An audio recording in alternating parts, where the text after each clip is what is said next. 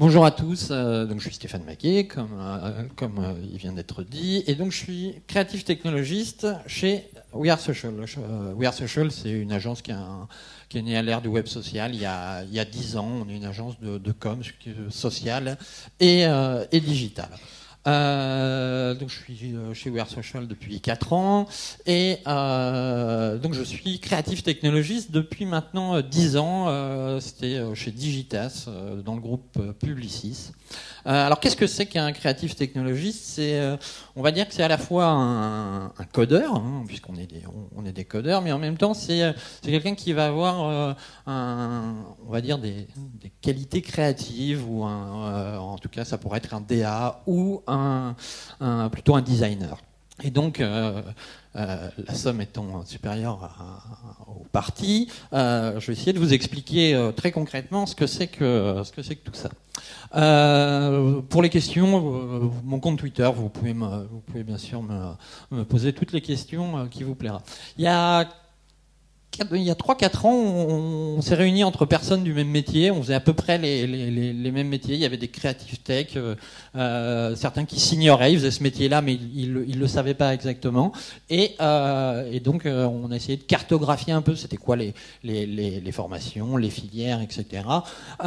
Et donc, oui, il y a eu aujourd'hui, il y a eu quelques résultats un peu qui ont émergé. Aujourd'hui, on est plutôt donc on les trouve en agence, on les trouve en start-up, on les trouve bien sûr chez les annonceurs. En termes de formation, moi j'ai suivi des études de philosophie. Et puis après, j'ai fait une école de multimédia, l'IESA Multimédia. Et puis après, j'ai vraiment appris à coder chez Canal+, qui était mon premier employeur. Comme je vous le disais, dans les industries, on le trouve un petit peu partout. C'est un métier qui est dédié à l'innovation créative. Alors, qu'est-ce que c'est que l'innovation créative? On n'est bien sûr pas uniquement sur l'innovation technologique, mais aussi l'innovation d'usage. Et on trouve d'autres, en fonction de la seniorité, on trouve d'autres appellations, creative coder, innovation designer. Et puis aussi, bien sûr, créative technologiste.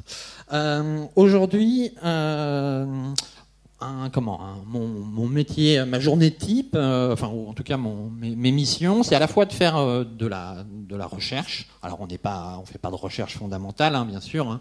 On est plutôt un accélérateur. On joue le rôle aussi en interne, autant que faire se peut, de passeur ou en tout cas de faire une transformation digitale dans nos propres agences. Et puis l'autre partie du temps, on passe du temps au service du conseil pour vendre de la communication à nos clients, mais on va voir que ça va un petit peu plus loin que simplement de la communication. Qu'est-ce qu'on fait également? On répond à des pitchs, hein, voilà, on fait de la conception, on fait de l'acculturation auprès de nos clients, on conçoit des campagnes, mais également des services, des expériences et des choses qui s'étendent un petit peu plus loin que la simple campagne de communication pour justement faire de la transformation digitale ou apporter une certaine utilité aux utilisateurs finaux.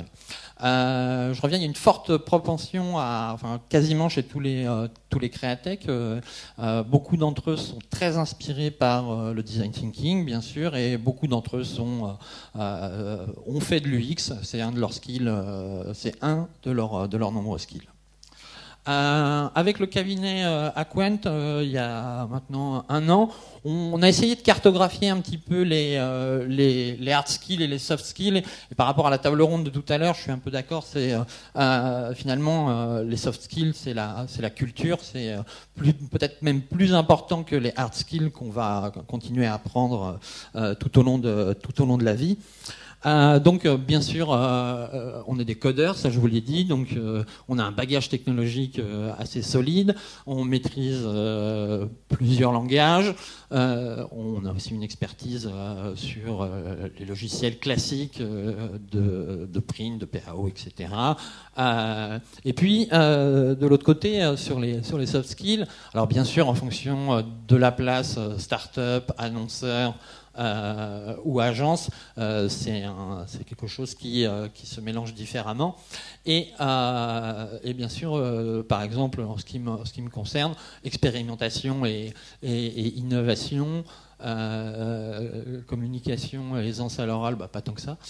Et bien sûr, non, oui, aussi pour les plus seniors d'entre eux, c'est aussi une espèce de vision business. Ils aident le conseil à aller vendre de l'innovation.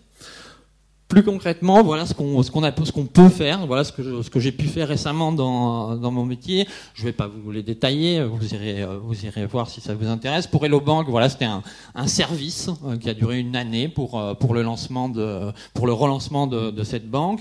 Une expérience pour Renault où on appareillait, on racontait des histoires avec des datas. Pour Valéria, on a travaillé avec un digital artiste pour faire un espèce d'hommage au film de Besson et à ses designers. Et là, en VR, d'ailleurs, vous pourrez le voir bientôt sur le salon Virtuality, puisqu'on y sera. C'est une expérience de réalité virtuelle à plusieurs, où on change les pneus d'une voiture à plusieurs. Donc c'était pour Renault Sport. Ça a accompagné cette expérience ou cette campagne a accompagné tous les grands prix cette année. Et ce qui est intéressant, voilà, c'était que ça allait au-delà de la campagne. Ça a duré maintenant, ça fait un an qu'elle existe.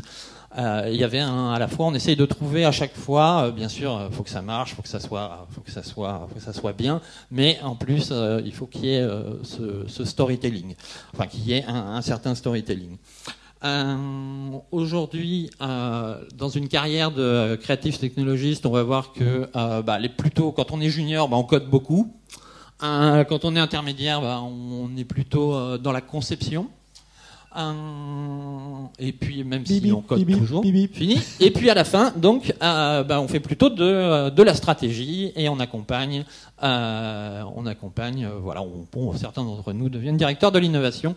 Je vous remercie. Si vous voulez une définition d'une stratégie digitale, comme ça, à brûle pour point, j'en ai pas à vous donner. Par contre, si pour un client, on va travailler avec le planning. On est un service transversal, donc on va nourrir le planning avec des tendances. On va discuter avec eux de son émergence. Est-ce que c'est en début de vie, en milieu de vie, en fin de vie? Et surtout, on va réfléchir à une sociologie des usages, pour dire ça rapidement, et pour répondre au mieux. C'est-à-dire qu'en début d'année, par exemple, soit sur des problématiques de communication ou d'innovation, on est souvent interrogé par des marques dans une approche un peu full service, pour dire voilà, par exemple, au prochain salon qui aura lieu en juin à Paris, qu'est-ce qu'on va montrer, qu'est-ce qu'il faut montrer?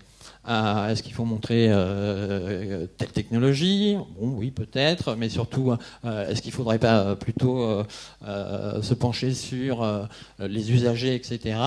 Voilà, donc on est parti, on détient pas, on n'est pas les tenants d'une stratégie digitale, mais on participe avec d'autres services transversaux de l'agence à les alimenter.